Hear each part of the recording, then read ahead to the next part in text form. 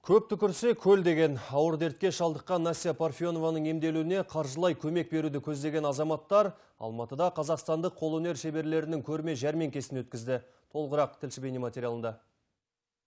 Туадан науқас Настяға дәрігерлер артрогриппоз деген диагноз қойған. Уақыт өте келе сырқатын меңдеп, оның жүйке жүйесі әлсіреп, қолынан қайрат кете бастаған. Ақ халаттылар бұл аурудың емі бар, бірақ Қазақстанда емдеу мүмкін емес дейді.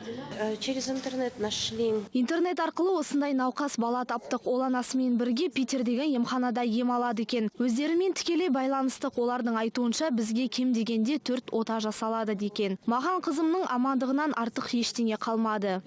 Ал көрмені ұйымдастырушылар бұған арнайы ұзақ дайындалғандарын айтады. Ерекше көрме өткізу арқылы көмектесуге ниет еткен азаматтар қолымыздан келгені осы дейді. Вообще идея мероприятия возникла еще... Көрмені ұйымдастыру туралы ең алғаш өткен жылдың қазан айында ойластырып едік. Ол кезде Facebook әлеуметтік желісі арқылы қол жинауға тырыстық. Негізгі мақсатымызға жете алдық деп ойлаймын. Науқас қыздың еміне аз да болса көмектесе алдық қой. Аталмыш көрмеге суретші дизайнерлердің қол туындылары қойылған. Сондай-ақ келушілер өз қалаулары бойынша баға ұсынып, бәрі де жақсылық жасауға талпынып жатты.